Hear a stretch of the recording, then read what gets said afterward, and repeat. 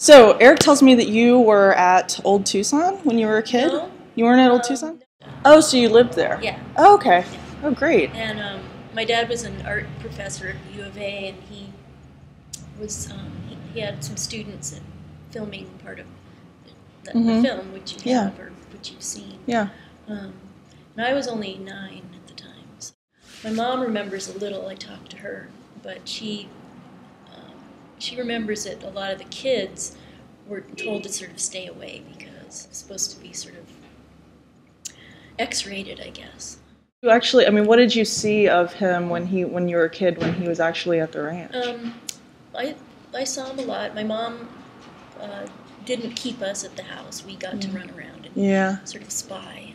And, I just remember he was always sitting down. He was sitting down a lot or crouching behind the camera. And, you know, everybody was kind of, his crew were all crowded around him a lot. I remember that. He was very quiet and rarely took his sunglasses off. And he had his white hair with, I think, the black underneath. Right, yeah. And a cowboy hat and a leather jacket that was kind of patchwork. My brother and I were the only kids there at the time at the ranch, and going to school was very hard because no one wanted to be our friends because of the hippies that lived at the ranch. Right. Oh. And there was nude swimming and stuff. Yeah. You know, and those rumors were true, and so kids weren't allowed to come to our house. Every once in a while, you'll find some old rancher or miner saying, "Oh, you're from the hippie ranch," and then there's the FBI investigation, and they did interview people from Oracle that had been there. So so the people were there during that rape scene or the alleged rape scene? Yeah.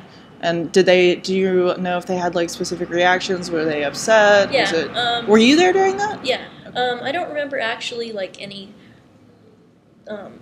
conflict happening, but I do know that Viva, I think she kind of stopped it like at the end of it and said, look at those kids, we're just shocking those kids. Right, yeah. She says, look at those kids shocked out of their minds or something like their children or something like that. Was she referring to you? Not to me specifically. Right. My brother was probably there. He's a year and a half older, and some other ranch kids and some Oracle kids. Okay, so there definitely were kids there. And one of the kids that I see in the film next to the camera a lot, I see him and I know him. And I grew up with him. Yeah.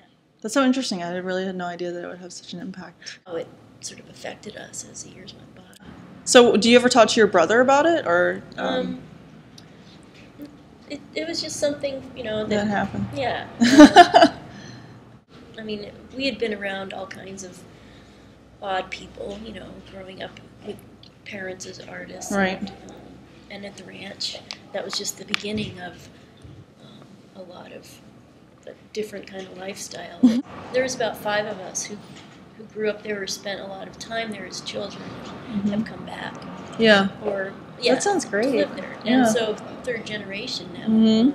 I wrote a paper on Lonesome Cowboys last year and was really interested in the way that the people in the community were affected by the filming and also how the film was received once it actually got shown. Yeah. Because it was considered, because the FBI investigation started because of what happened here. The FBI went and watched Lonesome Cowboys at the San Francisco Film Festival. Yeah. They give this description of the film. They say something at the end about, Viva says, look at these children, and then they make a point to say there weren't any children. Right. Because what they're looking for is this exposure somehow, but it's not evident in the film, And so I was just like, well, but weren't there? And so it was so cool to see these photos because they're, the behind-the-scenes sort of thing.